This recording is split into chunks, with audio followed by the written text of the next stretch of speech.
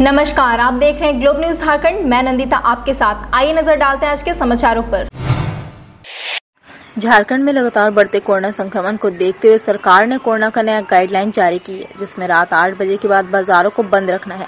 यह गाइडलाइन 8 अप्रैल से 30 अप्रैल तक जारी रहेगी, जिसके प्रथम दिन रात 8 बजते ही शहर के विभिन्न क्षेत्र के बाजार स्वतः बंद हो गई। बंद की स्थिति का जायजा लेने के लिए जिले की प्रशासनिक टीम सड़क पर उतरी। यह टीम शहर के विभिन्न बाजारों में जाकर स्थिति का जायजा लिया। इस दौरान एक आधे दुकान खुले देखे। टीम ने सख्त हिदायत देते हुए उसे बंद करा दिया। दिन के वक्त में तो कोई आता नहीं, इतनी कड़ी धूप में कहाँ से कैसे हम लोग बिजनेस करेंगे, पर शाम के वक्त में लोग आ रहे हैं जो धंधा करेंगे। लगन का पीरियड चल रहा है, गर्मी का सीजन है, कारोबार पे असर पड़ रहा है, पर क्या करेंगे, कस्टमर को भगाना पड़ रहा है कि जाइए। 8 बजे का टाइमिंग सरकार की तरफ से इसको 9 बजे कर देना चाहिए। रात 9 बजे से लेके जो है सुबह 9 बजे 10 बजे तक दुकान बंद रहे। 1 घंटा में क्या असर पड़ेगा। मीडिया के माध्यम से ये बताना चाहता हूँ कि जो कोविड का खतरनाक दौर आया है उसको लेकर के सभी जनता सजग हो जाए और बिना मास्क के घर से बाहर नहीं निकले, और अगर निकलते हैं बहुत आवश्यक काम है तो निकले, और निकलते हैं तो सोशल डिस्टेंसिंग का यानी 6 फीट का दूरी का अनुपालन जरूर करें। साथ में जितने भी प्रकार के गाइडलाइन आए हैं सरकार का, उसका अनुपालन अवश्य रूप से करें। बहुत राज्यों में जो है नाइट कर्फ्यू लग गया है ये, लेकिन लोगों को यहाँ पे वहम ये भी है कि नाइट कर्फ्यू ऐसी कोई बात है ये हमारे राज्य सरकार के द्वारा भी नाइट कर्फ्यू की बात नहीं कही गई है।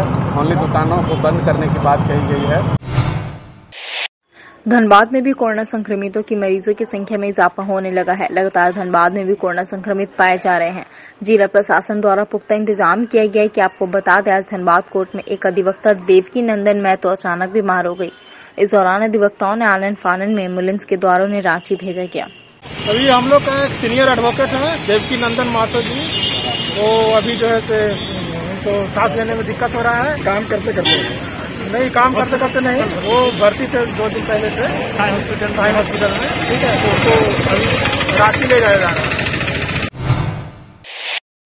राजद अध्यक्ष लालू प्रसाद यादव ने एक बार फिर से झारखंड हाई कोर्ट से जमानत देने की गुहार लगाई है, जिस पर आज इस मामले की सुनवाई हुई।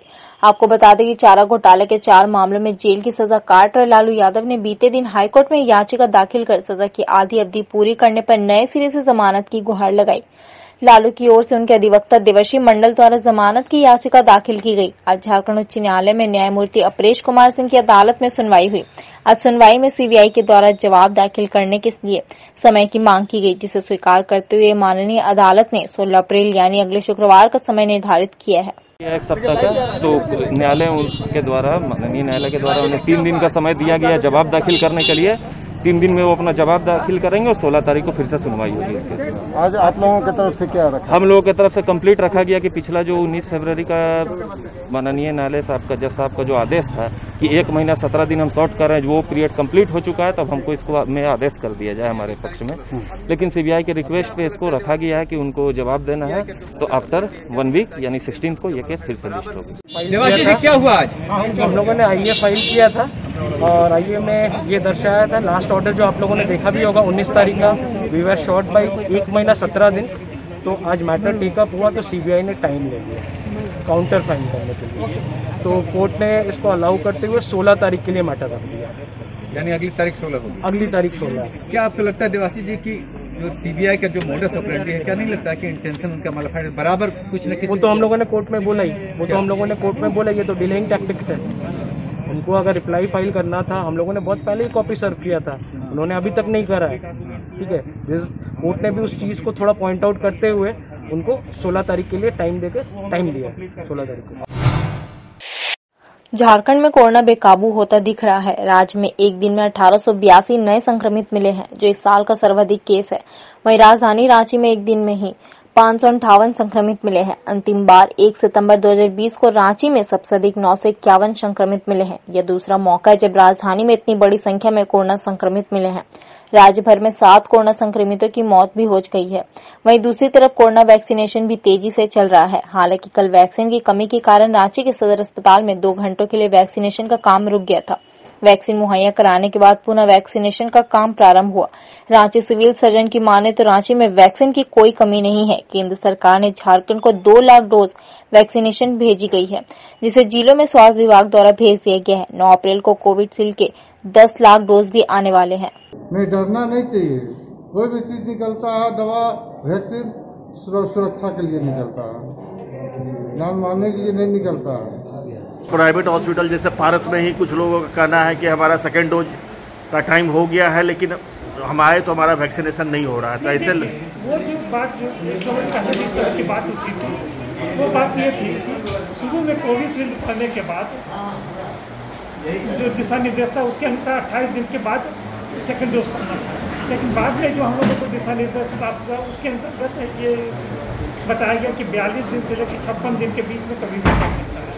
तो जिन लोगों को पहले से पता नहीं था वो जब आए तो उन लोगों को ये कहा गया कि भाई आप 15 दिन के बाद आइएगा। जो जनसाधारण में या पब्लिक में इस तरह की कुछ भ्रांतियाँ फैल रही हैं कि रांची शहर में ऑक्सीजन बेड्स की कमी हो गई है, मैं आप लोगों के माध्यम से सभी लोगों को ये आश्वस्त करना चाहता हूँ कि ऐसी बिल्कुल ही बात नहीं है, बिल्कुल बात निराधार है। झारखंड सरकार के बजट के बाद कृषि मंत्री बादल पत्रलेख की ओर से पहली विभागीय समीक्षा की गई, जिसमें कृषि सचिव अबू बकर सिद्दीकी ने निदेशक निशा उरांव सहित अन्य पदाधिकारी शामिल हुए। समीक्षा के बाद कृषि मंत्री बादल पत्रलेख ने प्रेस कॉन्फ्रेंस कर विभाग की ओर से खर्च की गई राशि और आने वाले लक्ष्य के बारे में बताया। मंत्री ने कहा कि 200 करोड़ के पीएल बैलेंस जून तक खत्म करने का निर्देश दिया गया है। साथ ही साथ कृषि मंत्री ने महेंद्र सिंह धोनी को राज्य का ब्रांड एम्बेसडर बनाने का निमंत्रण दिया है। उन्होंने कहा कि शहर का बेटा कृषि पर जोर दे रहा है, इससे ज्यादा खुशी की क्या बात हो सकती है। सभी बैंक के ब्रांच मैनेजर सुनिश्चित कर लें कि ऋण माफी योजना में किसी भी तरह के बिचौलिया हावी न हो।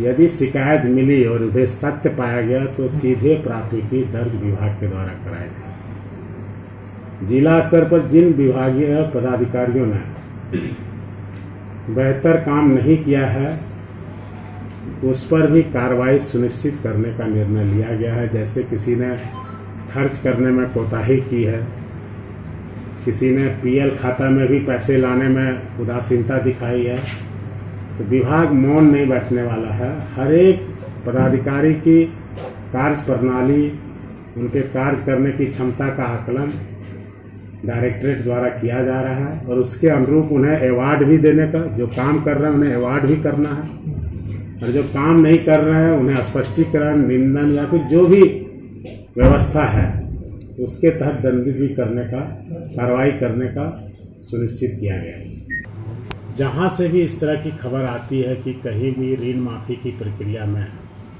किसी बैंक के पदाधिकारी के द्वारा, बैंक के कर्मचारी के द्वारा, बिचौलिए के द्वारा यदि अवैध वसूली की जाती है, झांसे देकर पैसे उधारी की जाती है, कुछ पैसे लेकर पूरे ऋण माफ कराने की बात कही जाती है, इस तरह की बात आती है तो विभाग उसे संज्ञान में लेगी और तुरंत कार्रवाई के एक्शन मोड में संबंधित व्यक्ति जो इसमें दोषी पाए जाएंगे उस पर विधि सम्मत कानूनी कार्रवाई कराएगी, एफआईआर कराएगी। कोरोना वैक्सीन के दोनों टीका लेने के बाद भी पोटका पदस्थापित लेडी डॉक्टर एवं उसके पति को कोरोना पॉजिटिव पाया गया। वहीं पोटका की एक महिला कोरोना संक्रमित पाई गई थी, जिसका एमजीएम में इलाज के दौरान ही मौत हो गई। वहीं पोटका समुदाय स्वास्थ्य केंद्र को 24 घंटों के लिए सील कर दिया गया। कल का रिपोर्ट है, कल का रिपोर्ट में 3 पॉजिटिव दिखाया गया है। अब 3 पॉजिटिव में 2 जो है लोग जमशेदपुर में रहते हैं, उसमें से मेरा एक डॉक्टर है, लेडी डॉक्टर है, उनका हस्बैंड और वो दोनों पॉजिटिव हुआ है।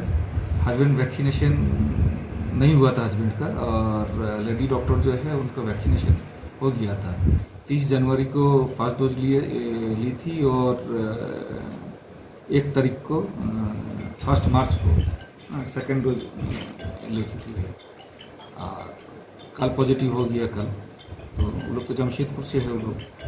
और एक तो जो केस है वो तूड़ी का है। एक्चुअली तूड़ी में पोटका तूड़ी जो है वो यहाँ पहले रेंट में रहती थी, इसके बाद पारिवारिक कुछ घटना घटा होगा, वो लोग चली गई थी डुमरिया। एक्चुअली डुमरिया का ही लोग बाशिंदा है, डुमरिया से ही कोई बीमारी होगा उसका, वो भर्ती हो गई थी वहाँ एमजीएम में, और जैसे सुनने को मिला कि वो डेथ कर गई है।